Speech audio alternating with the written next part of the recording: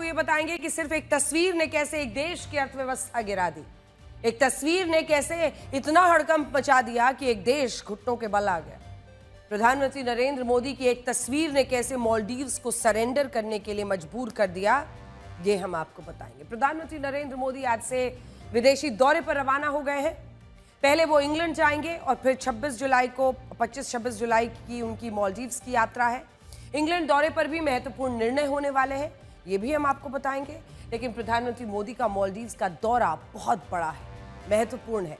PM Modi मुख्य रूप से 26 जुलाई को मालदीव्स की स्वतंत्रता की 60वीं वर्षगांठ के अवसर पर आयोजित होने वाले समारोह में शामिल होंगे। प्रधानमंत्री मोदी मालदीव्स सरकार के गेस्ट ऑफ ऑनर होंगे। ये भले ही सुनने में एक सामान्य खबर लग रही हो, लेकिन ऐसा है नहीं। आपको बता दें कि सिर्फ 1.5 साल में यह माहौल बना है। इससे पहले अगर आपको याद होगा तो मालदीव्स में भारत और प्रधानमंत्री के खिलाफ खूब माहौल बनाया गया। चीन की शह पर चलने वाले मालदीव्स ने भारत से ये दुश्मनी मोल ले ली थी और इसके बाद आई थी प्रधानमंत्री की ये तस्वीर। महीना जनवरी, तारीख 4 और साल 2024। बस प्रधानमंत्री लक्षद्वीप पहुंच गए थे। यहां एक सुबह उन्होंने समंदर के किनारे बिताई, फिर लक्षद्वीप के समंदर में गोता लगाया और ये तस्वीरें और वीडियो एक्स पर पोस्ट कर दी। प्रधानमंत्री नरेंद्र मोदी की इन तस्वीरों ने, इस वीडियो ने बहुत हंगामा मचा दिया। मोदी ने अपने एक्स पोस्ट में लिखा कि वो एडवेंचर करना चाहते हैं, जो एडवेंचर करना चाहते हैं उनकी लिस्ट में लक्षद्वीप होना चाहिए। मोदी ने सीधा यही संकेत दिया कि मालदीव जाने वाले भारतीय लक्षद्वीप क्यों नहीं आते। और बस फिर क्या था, इंडिया से मालदीव जाने वाली फ्लाइट्स खाली जाने लगी। मालदीव में हड़कंप मच गया।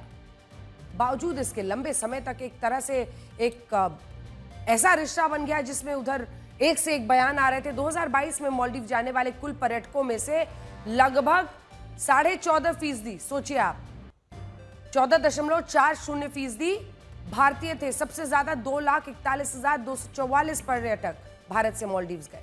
2023 में भारत नंबर 1 पर था। भारत से सबसे ज्यादा 11.2% पर्यटक मालदीव्स गए, 2,06,026। इसके बाद जब जनवरी में प्रधानमंत्री नरेंद्र मोदी ने लोगों से लक्षद्वीप जाने की अपील की, तो देखिए एक पूरे द्वीप को कैसे पर्यटन के मामले में जैसे समुंदर ही निगल गया। क्या हुआ उसके बाद? 2025 में अभी जुलाई तक मालदीव जाने वाले पर्यटकों में भारतीयों का शेयर सिर्फ 5.9% हो गया है, यानी आधे से भी बहुत नीचे। भारत 6ठे नंबर पर है। भारत से पहले चीन, रूस, यूके, इटली, जर्मनी के पर्यटक हैं। भारत से 2025 में 22 जुलाई तक मालदीव सिर्फ 72,200 पर्यटक गए।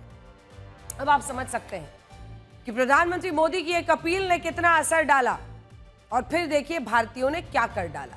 इससे पहले आपको याद होगा कि मालदीव्स में भारत के खिलाफ खूब माहौल बनाया गया था। मालदीव्स के मौजूदा राष्ट्रपति मोहम्मद मोइज़ू चीन के समर्थक माने जाते हैं। वो नवंबर 2023 में मालदीव्स के राष्ट्रपति बने थे। उनसे पहले के राष्ट्रपति इब्राहिम सालेह जो सोलेह हैं, उनके कार्यकाल के दौरान भारत के रिश्ते मालदीव से मजबूत हुए थे। लेकिन फिर क्या हुआ? हिंद महासागर में मालदीव्स की लोकेशन रणनीतिक रूप से बेहद अहम है। ये देख रहे हैं आप द्वीप। चीन अपनी नौसेना को तेजी से बढ़ा रहा है। वो मालदीव्स में अपनी पहुंच बढ़ाने के प्रयास करता है। भारत हमेशा से मालदीव्स में चीन के प्रभाव को सीमित करने की कोशिशें करता है, प्रयास करता रहता है। खाड़ी के देशों से तेल यहीं से होकर गुजरता है। एक बार फिर से मैप दिखा दीजिए। खाड़ी के देशों के लिए जो तेल है वो यहीं से होकर गुजरता है। चीन इसे भी सुरक्षित करना चाहता है। इसी वजह से चीन ने मालदीव्स में खूब निवेश किया। एक तरह से इतना कर्ज दे दिया कि मालदीव्स चीन का गुलाम हो जाए। मालदीव्स ने चीन से बड़ा कर्ज लिया है। राजधानी माले को अंतर्राष्ट्रीय हवाई अड्डे से जोड़ने वाला पुल भी चीन के निवेश से बना है। 2016 में मालदीव्स ने चीन को अपना एक द्वीप महज $40 लाख में 50 सालों के लिए लीज पर दिया था। मालदीव्स ने चीन के वन बेल्ट वन रोड योजना का भी खुलकर समर्थन किया। माना जाता है कि मालदीव्स पर चीन का करीब $1 बिलियन का कर्ज है, जो चीन ने वहां की इंफ्रास्ट्रक्चर योजनाओं में लगाए हैं। अब देखिए, हालांकि भारत की तरफ से भी मालदीव्स को मदद दी जाती रही है। पिछले कुछ वर्षों में भारत ने $2 अरब से अधिक के कर्ज और सहायता की पेशकश कर चीनी निवेश की बराबरी करने की कोशिश की, लेकिन भारत की इन कोशिशों को संदेह के तौर पर देखा गया। 2023 में जब मोहम्मद मोइज़ू चुनाव लड़ रहे थे तो वहां इंडिया आउट कैंपेन ही उनका थीम था। इसी के सहारे उन्होंने भारत के खिलाफ माहौल बनाया। ये देखिए आप, उस वक्त की तस्वीरें हैं ये, इंडिया आउट उनका कैंपेन था। इसी कैंपेन पर उन्होंने चुनावी माहौल बनाया, चुनाव जीता, फिर भारत की मुखालफत भी की। भारत के लिए दिक्कत यह थी कि भारत का मालदीव्स में बहुत सा निवेश था।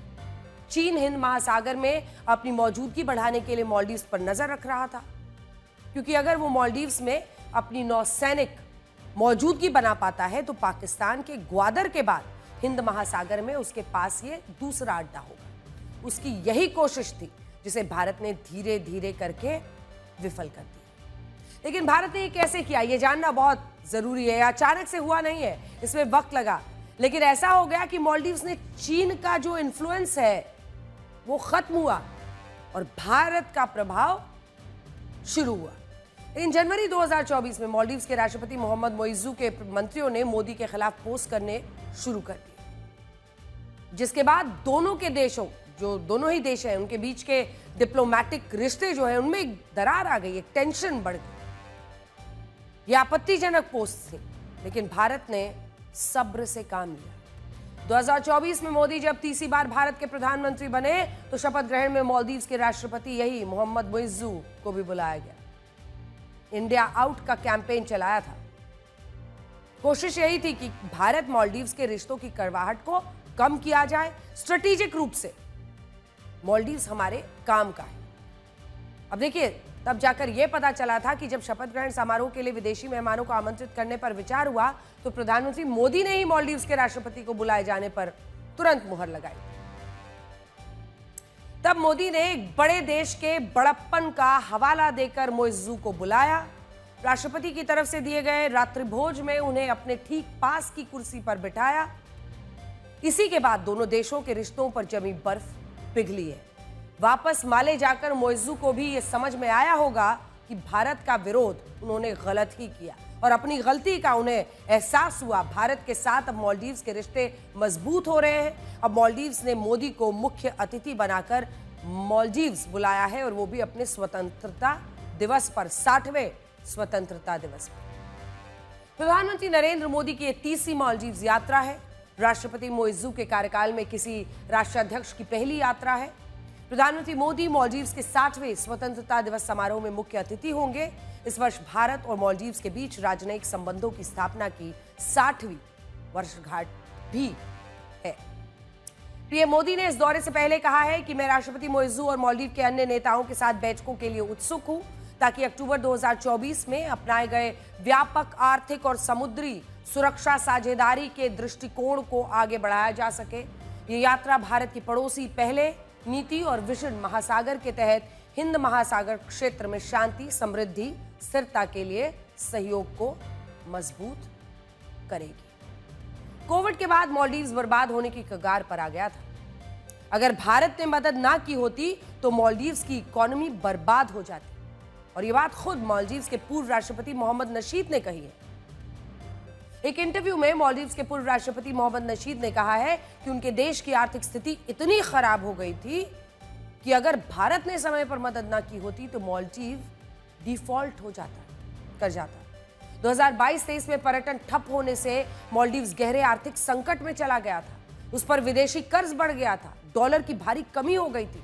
भारत ने अनाज, ईंधन सप्लाई और क्रेडिट लाइन देकर मालदीव्स को डिफॉल्ट होने से बचाया था। नशीद कह रहे हैं कि चुनावों की वजह से मालदीव्स की नीति चीन की तरफ चली गई थी, लेकिन अब ऐसा नहीं है। मालदीव्स की पूरी राजनीति इस वक्त इंडिया फर्स्ट पॉलिसी पर आ गई है, और मालदीव्स से पहले प्रधानमंत्री पहुंचेंगे इंग्लैंड। ये उनकी ब्रिटेन की चौथी यात्रा होगी। वो यूके के प्रधानमंत्री की स्टार्मर से उनके न्योते पर जा रहे हैं, मुलाकात करेंगे, बायलैटरल होना है। स्टार्मर के ब्रिटिश पीएम बनने के बाद मोदी की पहली ब्रिटेन यात्रा होगी, और इस यात्रा में सबसे ज्यादा महत्वपूर्ण है फ्री ट्रेड अग्रीमेंट FTA, जिसको लेकर दोनों देशों के बीच 3 साल से ज्यादा समय तक बातचीत चली है। अब इस फ्री ट्रेड अग्रीमेंट में क्या कुछ होता है, इस पर भारत की भी उम्मीदें टिकी हैं और लंबे वक्त से इसको लेकर निगोशिएशंस चल रही हैं। देखिए अब जाकर ये पूरी हुई है। भारत और यूके के बीच एफटीए साइन किया जा सकता है। इसकी लीगल प्रक्रिया पूरी हो चुकी है। इस एफटीए के तहत ब्रिटेन को होने वाले 99% भारतीय निर्यात पर टैरिफ रियायतें मिलेंगी। सबसे पहले आपको यह बताते हैं कि फ्री ट्रेड एग्रीमेंट है क्या। फ्री ट्रेड एग्रीमेंट यानी कि हिंदी में मतलब हुआ मुक्त व्यापार समझौता। इसका इस्तेमाल दो देशों के बीच आसानी से बिजनेस करने के लिए होता है। इसके तहत व्यापार को आसान बनाने के लिए टैरिफ, कोटा, सब्सिडी जैसी रुकावटें खत्म की जाती हैं। दोनों देश एक दूसरे पर जीरो टैक्स या बहुत कम टैक्स लगाते हैं। एफटीए का मकसद क्या है? 2030 तक द्विपक्षीय व्यापार को दोगुना करना है और दोगुना करके 120 अरब डॉलर करना है। अग्रीमेंट साइन होने के बाद भारत के लेदर, खासतौर पर जो चमड़े से जुड़ा हुआ व्यापार है, लेदर, फुटवेयर, जूते वगैरह, टेक्सटाइल, कपड़े का, खिलौने का, जेम्स एंड ज्वेलरी, मतलब जो गहने हैं, जैसे जो लेबर इंटेंसिव प्रोडक्ट्स हैं, इसमें बहुत कारीगरी का काम होता है, उन पर यूके में एक्सपोर्ट टैक्स खत्म हो जाएगा। वहीं ब्रिटिश विस्की कार जो है, चाहे विस्की हो, कार हो, ऐसे प्रोडक्ट्स भारत में सस्ते हो जाएंगे। डील के बाद दोनों देशों के बीच व्यापार 2030 तक 120 बिलियन डॉलर तक पहुंचने की संभावना है। इस वक्त भारत और यूके के बीच कुल व्यापार 55 बिलियन अमेरिकी डॉलर्स यानी कि लगभग 4.5 लाख करोड़ रुपए का व्यापार है, जिसमें से भारत का निर्यात लगभग 3.25 लाख करोड़ है और यूके का निर्यात 1.85 करोड़ रुपए है। अब देखिए, हालांकि ये चुनौती बहुत बड़ी है, लेकिन अच्छी बात यह है कि इस फ्री ट्रेड एग्रीमेंट से दोनों देशों की कंपनियों को बहुत फायदा होगा। उनका भी सामान भारत में सस्ता होगा, जिससे लोग ज्यादा खरीदारी करेंगे। समाजवादी पार्टी के प्रमुख अखिलेश यादव से जुड़ी हुई खबर है। बीते दिन अखिलेश यादव ने अपने पार्टी के नेताओं और कार्यकर्ताओं के साथ एक बैठक की थी। मस्जिद में बैठक हुई। इस बैठक की वजह से बीजेपी और अन्य दलों ने समाजवादी पार्टी को अपने निशाने पर ले लिया। हालांकि अवधेश प्रसाद, जो कि समाजवादी पार्टी के नेता हैं, वो इनकार कर रहे हैं। वो कह रहे हैं कि वो मस्जिद में नहीं बैठे थे, वहीं पर गए थे। लेकिन इन सब के बीच ये जो मस्जिद में पार्टी की बैठक करना समाजवादी पार्टी की मुस्लिम तुष्टीकरण की राजनीति का हिस्सा कहा जा रहा है, जिसको लेकर जबरदस्त बवाल है। कल सदन की कार्यवाही जब खत्म हुई तो अखिलेश यादव की पार्टी के सांसद मोहिबुल्लाह नदवी ने उन्हें पास की मस्जिद में चलने के लिए आमंत्रित किया। रामपुर से सांसद मोहिबुल्लाह नदवी पार्लियामेंट स्ट्रीट पर मौजूद 300 साल पुरानी मस्जिद के इमाम भी हैं। अखिलेश यादव अपनी पार्टी के कुछ सांसदों और कार्यकर्ताओं के साथ उस मस्जिद में गए। वहां एक मीटिंग हुई। इस मीटिंग की तस्वीरें सोशल मीडिया पर डाली गईं, जिसके बाद विवाद खड़ा हो गया। विरोधी पार्टियों ने अखिलेश यादव पर संवैधानिक नियमों के उल्लंघन का आरोप लगाया है। The religious institutions prevention of misuse act 1988 के तहत कोई राजनीतिक पार्टी किसी भी धार्मिक स्थल पर राजनीतिक गतिविधियां जैसे प्रचार, राजनीतिक बैठक, रैली या फिर चंदे से जुड़ा कोई काम नहीं कर सकती है। यूपी के डिप्टी सीएम ब्रजेश पाठक ने तो अखिलेश यादव की पार्टी को एक ऐसी पार्टी बता दिया जो नमाजवादी बनकर काम करती है। यूपी के डिप्टी सीएम के बयान पर अखिलेश यादव ने भी जवाब दिया। उनके जवाब ने बहुत से लोगों को हैरान किया है। अखिलेश यादव ने मस्जिद जाने और पार्टी की बैठक पर कहा कि आस्था जोड़ने का काम करती है और जो आस्था जोड़ने का काम करती है हम उसके साथ। हमेशा ये टिल्ट दिखते हैं इन्हीं लोगों के साथ, नमाजवादियों के साथ। और मैं स्पष्ट रूप से कहता हूं, उत्तर प्रदेश जनता इन्हें पास से देख रही है, नजदीक से इनके आचरण को देख रही है कि किस ढंग से ये संविधान विरोधी कृत्य कर रहे हैं। नमाजवादियों से बैठ करके मस्जिद के अंदर क्या कर रहे हैं ये वो जाने। नमाज पढ़ा उन्होंने, क्या किया, पूजा किया उन्होंने, क्या किया ये वो जाने। लेकिन उत्तर प्रदेश की जनता इनकी कभी वापसी होने नहीं देगी। मैं केवल इतना जानता हूं कि आस्था जोड़ती है। किसी भी धर्म या कोई आस्था है वो आस्था जोड़ती है, और जो आस्था जोड़ने का काम करती है हम उसके साथ हैं। बीजेपी को यही तकलीफ है कि कोई जुड़े नहीं, दूरियां बनी रहें। तो आस्था जोड़ने का काम करती है और इसलिए हम लोग हर आस्था पर आस्था रखते हैं। अखिलेश यादव ने वाकई इस मुद्दे पर बहुत ही अच्छी बात कही। आस्था को जोड़ने का काम ही करना चाहिए, तोड़ने का नहीं। लेकिन समाजवादी पार्टी के नेताओं से जनता ये जानना चाहती है कि मंदिर में जाने के बाद उन्हें इस तरह के विचार क्यों नहीं आते? अखिलेश यादव ने अपनी मस्जिद यात्रा को लेकर बहुत अच्छी बात कही है। क्या वो बता सकते हैं कि आज सावन की शिवरात्रि के दिन वो अपने सांसदों के साथ क्या मंदिर भी गए थे? क्या उन्होंने शिवलिंग पर जल अर्पित करके जोड़ने वाली आस्था का प्रमाण दिया? ये सवाल सोशल मीडिया पर बहुत से लोग पूछ रहे हैं और इसीलिए हम सामने रख रहे हैं, क्योंकि जिस पार्टी के नेता मस्जिद में जोड़ने वाली आस्था देख रहे हैं, उस पार्टी के नेता सावन में होने वाली हिंदू धार्मिक यात्रा को लेकर कई विवादित टिप्पणियां कर चुके हैं। हालांकि समाजवादी पार्टी की तरफ से, अगर आपको याद हो, तो एक अलग कांवड़ यात्रा निकाली गई थी, जिसमें वो पीडीए यात्रा उसे कह रहे थे। समाजवादी पार्टी के नेता कांवड़ यात्रियों को बेरोजगार बता चुके हैं। समाजवादी पार्टी के ही कुछ नेता उन्हें गुंडा, मवाली कह चुके हैं। यही नहीं, एक नेता ने तो कांवड़ियों की तुलना आतंकियों से भी कर दी थी। इसके अंदर आकर तोड़ फोड़ कर रहे हैं, गाड़ियां तोड़ रहे हैं, टेम्पू तोड़ रहे हैं, सरकारी बस को तोड़ रहे हैं, लोगों को मार रहे हैं। तो मेरा यही कहना है कि जो इबादत इंसान कर रहा है, जो तपस्या कर रहा है, वो सरकारी मेहमान नहीं है। वो अपने आप को सरकारी मेहमान ना समझे। अगर डीजीपी उनके ऊपर फूल बरसा रहे हैं तो ये ना समझे कि वो कुछ भी कर लेंगे और उनके ऊपर कोई कानून का शिकंजा नहीं कसा जाएगा। कांवड़ियाँ जो हैं वो गुंडाई कर रहे हैं। आप देखिए टेलीविजन पे, हम देखते हैं टीवी पे, कोई किसी को, बच्चों के कॉलेज की वैन जा रही है उसको तोड़फोड़ कर रहे हैं, किसी महिला को पकड़कर उसको खींच रहे हैं, परेशान कर रहे हैं, मोटरसाइकिल पर टक्कर अगर किसी की लग गई तो उसको मार रहे हैं, पीट रहे हैं, बुरा कर रहे हैं। तो इन चीज़ों पर अंकुश लगाएं। ये सब लोग अच्छे पर्पस के लिए जाते हैं। इसमें जो कोई भी इस तरह की उड़दन करता है, बदमाशी करता है, उसके खिलाफ कार्रवाई होनी चाहिए। आज समाजवादी पार्टी के कार्यकर्ता धर्ताओं को यह भी बताना चाहिए कि विवादित बयानों के बाद इन नेताओं पर उन्होंने क्या कार्रवाई की, और अगर कोई कार्रवाई नहीं की तो क्या इन नेताओं को हिंदुओं के आस्था से खिलवाड़ ना करने की हिदायत दी गई? न जाने क्यों हमारे देश के नेताओं को लगता है कि जनता की याददाश्त कमजोर है।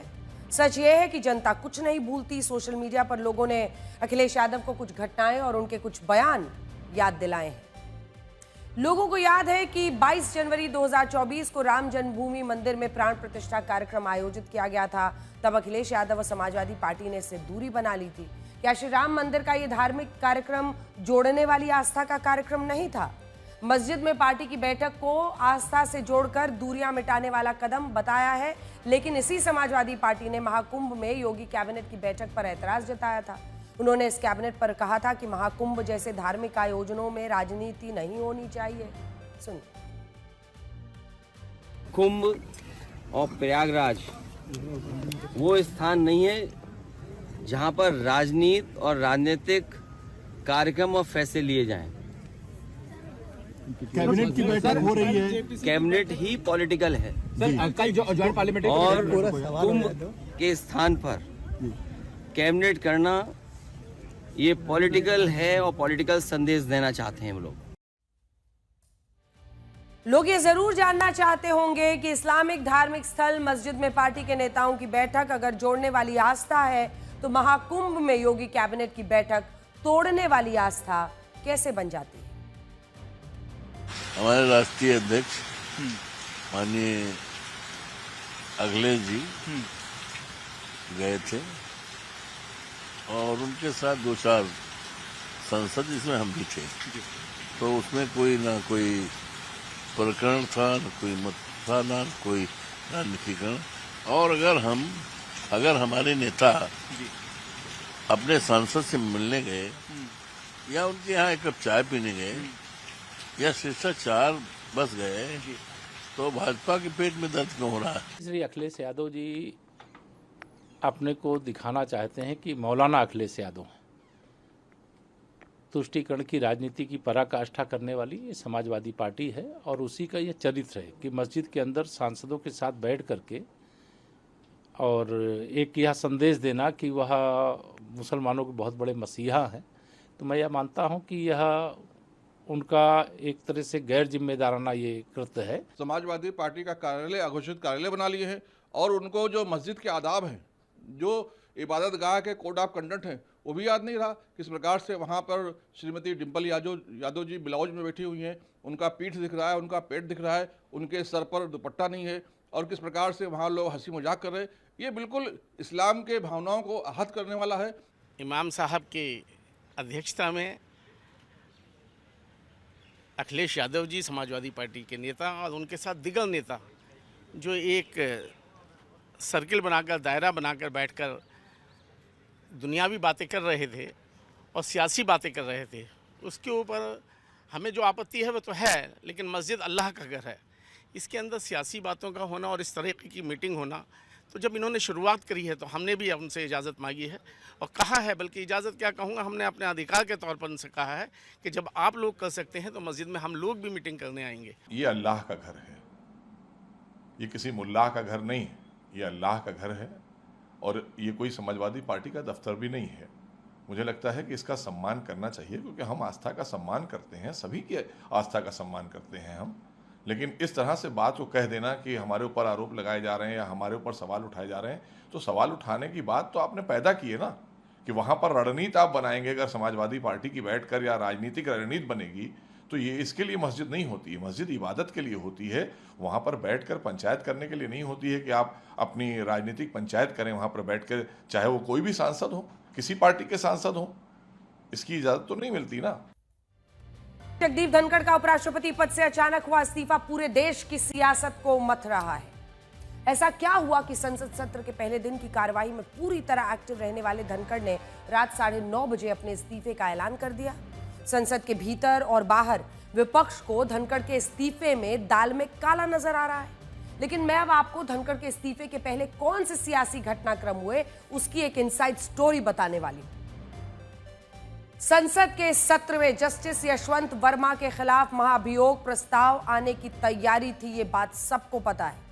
सरकार और विपक्ष दोनों जस्टिस वर्मा के खिलाफ महाभियोग प्रस्ताव लाने का मन बना चुके थे, लेकिन लगता है कि मामला रणनीति को लेकर इस नौबत तक आ पहुंचा कि धनखड़ ने इस्तीफा दिया। सूत्रों के मुताबिक बड़ी खबर, संसद सत्र शुरू होने के 4-5 दिन पहले सरकार की ओर से धनखड़ को महाभियोग प्रस्ताव लाने का इरादा बता दिया गया था। सरकार पहले लोकसभा में फिर राज्यसभा में महाभियोग प्रस्ताव लाना चाहती थी। रविवार को जिस दिन सर्वदलीय बैठक हुई, उस दिन भी संसदीय कार्य मंत्री किरेन रिजिजू ने महाभियोग प्रस्ताव पर सरकार की रणनीति बताई थी। पहले लोकसभा में महाभियोग प्रस्ताव पेश करने के लिए सरकार ने लोकसभा के विपक्षी सांसदों समेत एनडीए सांसदों के दस्तखत जुटा लिए थे। जस्टिस वर्मा महाभियोग मामले पर सरकार बहुत फूंक फूंक कर कदम रख रही थी, क्योंकि यह मसला बहुत संवेदनशील है। इसमें न्यायपालिका और संसद दोनों की प्रतिष्ठा जुड़ी हुई है। लेकिन जगदीप धनखड़ के कदम सरकार की रणनीति से मेल नहीं खा रहे। अब आपको पता चलेगा कि आखिर उनके बाहर जाने का रास्ता कैसे बना।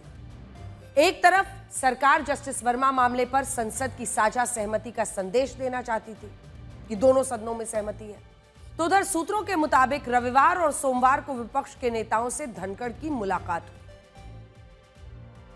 विपक्ष के नेताओं से कांग्रेस के वरिष्ठ नेता से धनखड़ की मुलाकात हुई है। इसकी जानकारी सरकार को सोमवार सुबह मिल गई थी कि जगदीप धनखड़ कांग्रेस पार्टी के एक वरिष्ठ नेता से मिले हैं।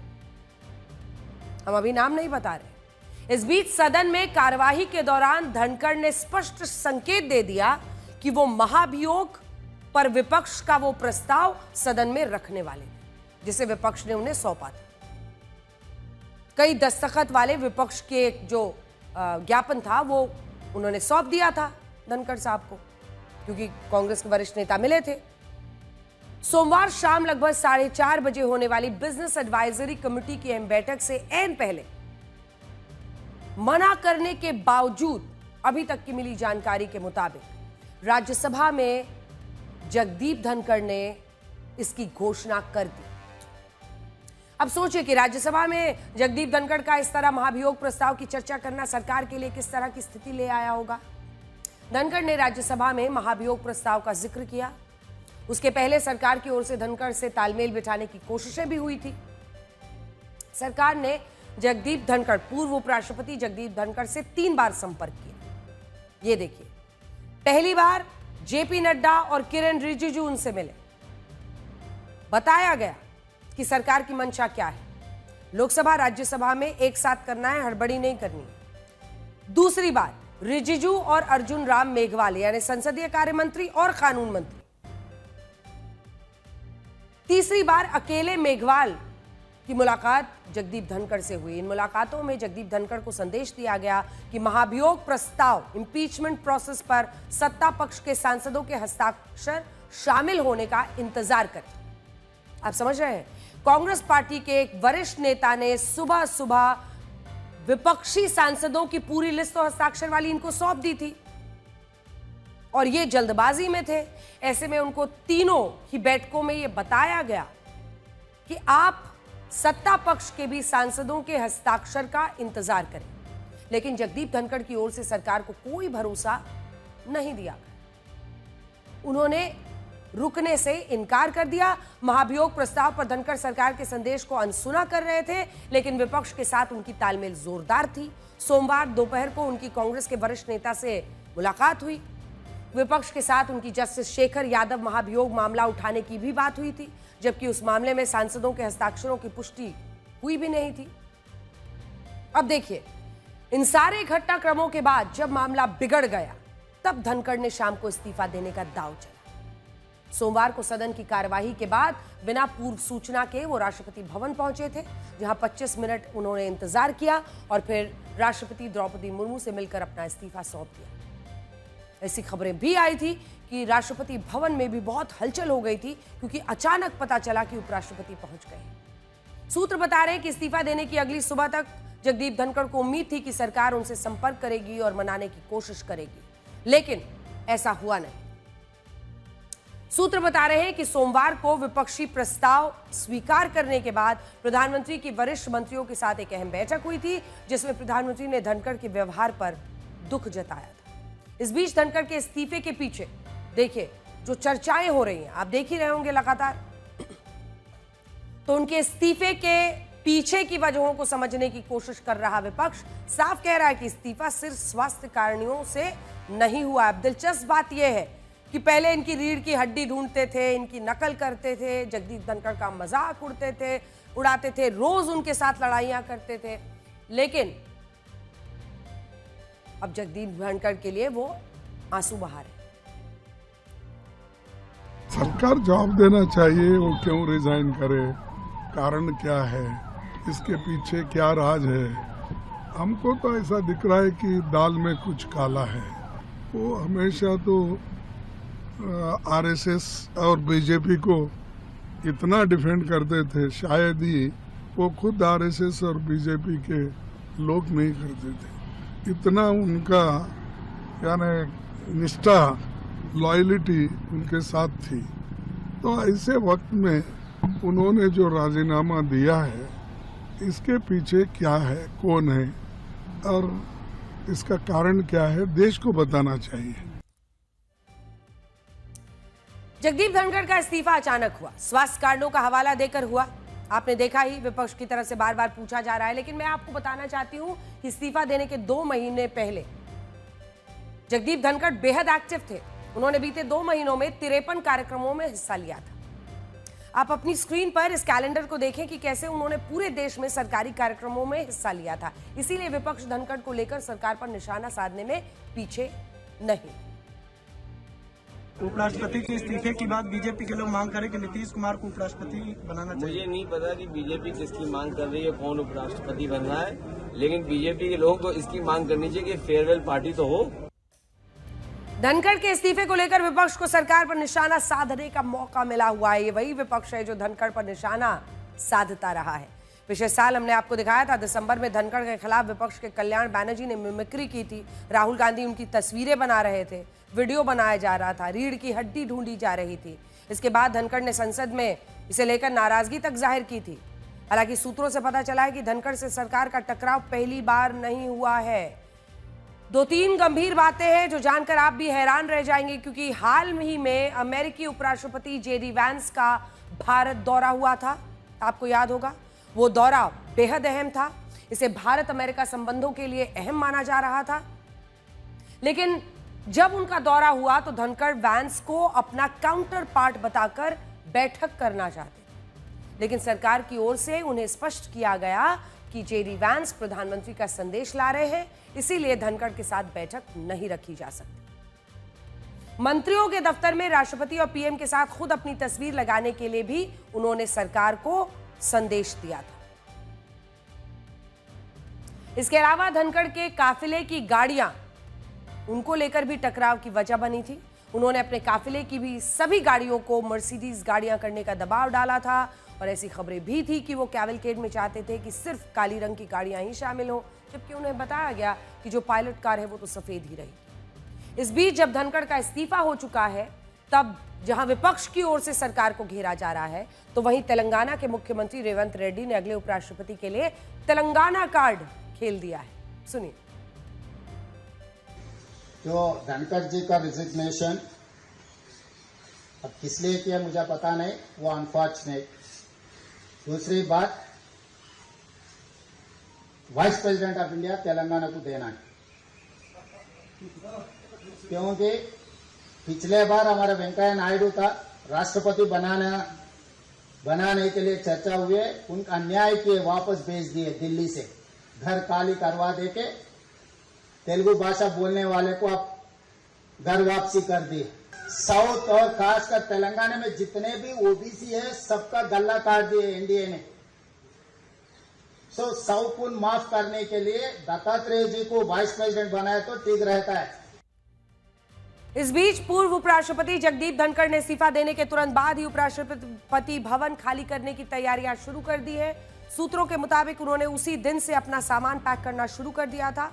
इस बीच विपक्षी दलों के कई वरिष्ठ नेताओं ने उनसे मुलाकात का समय मांगा, लेकिन किसी को समय नहीं दिया गया है। शरद पवार, संजय राउत जैसे नेता उनसे मिलने की कोशिश कर चुके हैं। फिलहाल धनखड़ किसी भी राजनीतिक नेता से मुलाकात कर ही नहीं रहे। भिखारी को आप किसी भी कुर्सी पर बैठा दो, मांगनी उसको भीख ही है। हम यहाँ पाकिस्तान की बात कर रहे हैं, जो अभी एक प्रक्रिया के तहत संयुक्त राष्ट्र की सुरक्षा परिषद का अस्थायी सदस्य है। रोटेशनल सिस्टम की वजह से इस महीने वो सुरक्षा परिषद का अध्यक्ष भी है। सोचिए इस कुर्सी पर बैठकर वो क्या कर रहा होगा।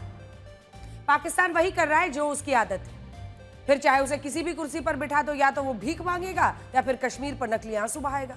और अब पाकिस्तान ये दोनों काम एक साथ कर रहा है, क्योंकि पाकिस्तान अपनी दोनों आदतों को किसी भी मंच पर और किसी भी मौके पर छोड़ता ही नहीं है। उसके हाथ में कटोरा, जुबान पर कश्मीर हमेशा रहता है। 2 दिन पहले पाकिस्तान ने अपने हालात का रोना रोते हुए दुनिया से पैसे लेने की अपील की। पाकिस्तान ने संयुक्त राष्ट्र में संयुक्त राष्ट्र की जो डेट रिलीफ और क्लाइमेट फंड्स है उसके नाम पर पैसे देने की गुहार लगा दी। पाकिस्तान के विदेश मंत्री इशाक डार ने कहा कि पाकिस्तान को तत्काल राहत राशि की जरूरत है, इस ओर ध्यान देना चाहिए। सुनिए इनको। पहले पाकिस्तान ने दुनिया से भीख मांगी, उसके बाद वो कश्मीर पर आंसू बहाने लगा। इसके साथ ही उसने सिंधु जल संधि का मुद्दा भी उठाया। कहा कि कश्मीरियों के मूल अधिकारों का हनन हो रहा है, उनकी आवाज दबाई जा रही है। पाकिस्तान जुलाई भर के लिए संयुक्त राष्ट्र सुरक्षा परिषद का अध्यक्ष है, और देखिए वहां जाकर भी वही भीख मांगना। महीना खत्म होने में अभी लगभग 1 सप्ताह बाकी है, और वो इस मौके का पूरा इस्तेमाल भारत के खिलाफ कर रहा है, लेकिन वो फिर भी अपनी कोशिशों में नाकाम है। जो पाकिस्तान खुद अपना देश नहीं संभाल पा रहा, जो खुद दुनिया से भीख मांग रहा है, कश्मीर के नाम पर झूठ बोल रहा है, लेकिन इस झूठ में उसे दुनिया के अधिकतर देशों का समर्थन ही नहीं मिल रहा है। सुरक्षा परिषद में सिर्फ 2 देश थे जिनके बयान में कश्मीर का जिक्र है। एक तुर्की, जो ऑपरेशन सिंदूर के दौरान पाकिस्तान की मदद कर रहा था, और दूसरा खुद पाकिस्तान। यानी सिर्फ एक देश ने साथ दिया, और वो है तुर्की। बाकी किसी भी देश ने कश्मीर को अपने बयान में शामिल नहीं किया, क्योंकि ज्यादातर देश इसे द्विपक्षीय मसला मानते हैं। इसीलिए कश्मीर पर पाकिस्तान की घिसी पिटी बातों को कोई अहमियत देता ही नहीं। वो अध्यक्ष जरूर है, लेकिन जुबान देखिए वही जहर वाली है। कश्मीर को लेकर पाकिस्तान के बयान के बाद भारत ने राइट टू रिप्लाई का इस्तेमाल करते हुए पाकिस्तान को जबरदस्त जवाब दिया। संयुक्त राष्ट्र में भारत के स्थायी प्रतिनिधि पर्वतनेनी हरीश ने पाकिस्तान के विदेश मंत्री इशाक डार को एक जरूरी और उचित उत्तर दिया। उन्होंने कहा कि एक तरफ भारत का परिपक्व लोकतंत्र है, मैच्योर डेमोक्रेसी, उभरती अर्थव्यवस्था और समावेशी समाज, दूसरी तरफ कट्टरता, आतंकवाद में डूबा पाकिस्तान जो IMF से कर्ज पर चल रहा है, इसीलिए आतंकवाद में डूबा देश उपदेश ना दे। और अब बात स्मृति ईरानी की, जिनका मैंने एक इंटरव्यू किया। ये इंटरव्यू खास इसलिए है क्योंकि 2024 में अमेठी हारने के बाद ये उनका इस तरह का पहला बड़ा इंटरव्यू है। इस खास बातचीत में स्मृति ईरानी ने बहुत सी ऐसी बातें कही है जो शायद आपने पहले कभी नहीं सुनी होगी। उन्होंने बताया कि पिछले 1 साल में उन्होंने क्या किया, क्या हार का उन पर कोई असर हुआ। सबसे बड़ी बात यह है कि उन्होंने टेलीविजन पर तो वापसी कर ली है, लेकिन राजनीति में बड़ा धमाका वो कब कर रही हैं। ये सारे सवाल मैंने पूछे हैं। ये भी पूछा कि पॉलिटिक्स में ज्यादा एक्टिंग है या एक्टिंग में ज्यादा पॉलिटिक्स है, लेकिन हाजिर जवाबी उनकी बरकरार रही। और जब रिटायरमेंट की बात मैंने पूछी कि क्या आप टीवी पर आ रही हैं तो अब पॉलिटिक्स छोड़ देंगी, तो उन्होंने पलट कर पूछा कि 49 यानी कि 49 क्या रिटायरमेंट की उम्र है। देखिए पूरे इंटरव्यू का एक सिलेक्टेड चंक, इस पूरे इंटरव्यू का एक शॉर्ट वर्जन। आज टीवी की सबसे मशहूर बहू कह लीजिए उन्हें, पार्लियामेंट में बोलती है तब भी सबसे ज्यादा चर्चा उन्हीं की होती है। बहुत जबरदस्त पॉलिटिशियन के साथ साथ एक्टर दोनों स्मृति ईरानी ने। 8 साल सतत तुलसी की भूमिका में मैं रही टेलीविजन पर। आज तक की टीम और मैं, हम दोनों सर्वश्रेष्ठ काम के लिए हर एक अवार्ड प्लेटफॉर्म पर पाए जाते थे। पॉलिटिक्स में ज्यादा एक्टिंग है या एक्टिंग में ज्यादा पॉलिटिक्स है? पूरे देश में कहीं पर भी महिलाओं के खिलाफ अपराध हो तो स्मृति ईरानी पर सबसे ज्यादा सवाल आते थे। मैं अगर अबला नारी की तरह बिहेव करने लग जा रहे, मुझसे क्यों पूछ रहे हो, इसका मतलब कि मैं राजनीतिक तौर पर परिपक्व नहीं हूँ। कभी कभी सोचती हूँ अपने वो हैं जो तकलीफों में साथ खड़े होते हैं। प्रोमो से लाइन आते हुए तकलीफ में किसने साथ दिया? तकलीफ में जो राजनीति देख चुका है, जो मीडिया देख चुका है, अगर वो तकलीफ में किसी के साथ की उम्मीद करता है तो वो बेवकूफ़ है। राहुल गांधी पर आजकल कम अग्रेसिव हो गए। आप कह रही हैं कि राहुल गांधी अगर लड़ते तो आप उनको हरा देते। मुझे विशेष थोड़े बहुत तंज सहने पड़ेंगे, और क्योंकि टेलीविजन में जा रही हूँ तो लोगों को लगता है पर ये पॉलिटिकल रिटायरमेंट नहीं है। कैसे? 49 पे कौन रिटायर होता है? 49 पे तो लोगों का करियर शुरू भी नहीं होता। मैं तो 3 बार की सांसद रह चुकी।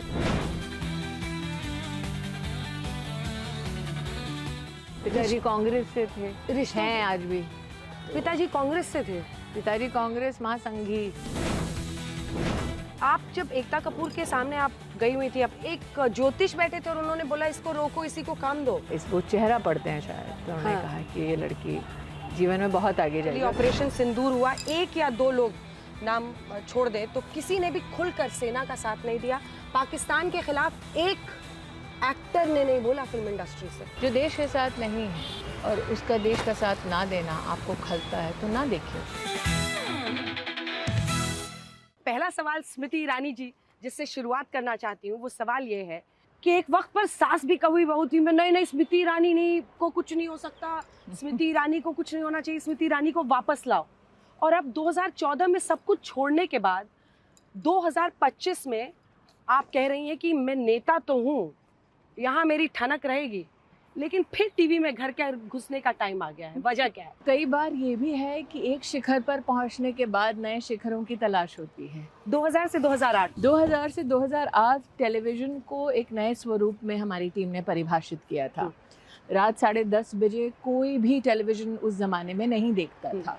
मुझे आज भी याद है जब हमने पहली बार ये शो करना शुरू किया था, हम लगभग 120-150 करीब लोग थे। किसी के पास अपना घर नहीं था, किसी के पास गाड़ी नहीं थी। हम सब ने अपने जीवन की जो कहते हैं ना आर्थिक शुरुआत, पहला पायदान वो उस धारावाहिक के माध्यम से रखा था। तो जब लोग हमें देखते हैं पर्दे पर, शायद उन्हें इस बात का एहसास नहीं होता कि कितनों के घर में चूल्हा जलता है सिर्फ इसलिए क्योंकि वो टेलीविज़न स्विच ऑन करते हैं। क्या बात है। पॉलिटिक्स में ज़्यादा एक्टिंग है या एक्टिंग में ज़्यादा पॉलिटिक्स है? पॉलिटिक्स में एक्टिंग है, ये सवाल पॉलिटिक्स की और देश की संसद की तौहीन है। मुझे लगता है हमें इस बात को बड़े गंभीरता से समझना होगा। एक तो देश की संसद तक या फिर किसी भी राजनीतिक दल में एक ऐसी महिला जिसका राजनीति से कोई सरोकार नहीं, जिसका कोई ऐसी ना गॉड फादर गॉड मदर है, ना ऐसी कोई राजनीतिक पृष्ठभूमि है, ना किसी राजनीतिक परिवार से है जहाँ पर दमखम से कोई पिता या माँ उनके लिए जगह बना दे, तो आसान नहीं होता।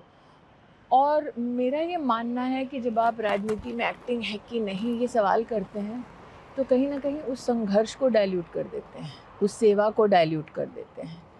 पॉलिटिक्स में आप एक्टिंग कर नहीं सकते, क्योंकि रोज़मर्रा के लोगों की तकलीफ़ों का आपसे समाधान मिले ऐसे आपसे अपेक्षा होती है। पूरे देश में कहीं पर भी महिलाओं के खिलाफ अपराध हो तो स्मृति ईरानी पर सबसे ज्यादा सवाल आते थे। नहीं, लेकिन वो उचित है।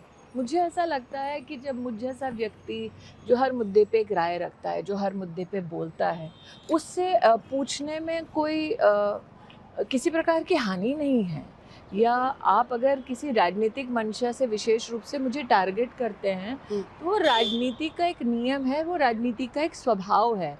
मैं अगर अबला नारी की तरह बिहेव करने लग जा रहे मुझसे क्यों पूछ रहे हो, इसका मतलब कि मैं राजनीतिक तौर पर परिपक्व नहीं हूँ। और अगर देश में कोई भी मुद्दा हो महिलाओं के संदर्भ में मुझसे पूछे भी तो उसमें हर्ज क्या है। आप HRD minister, minority affairs minister, बाल कल्याण, महिला और बाल कल्याण मंत्रालय सब आपने संभाला है।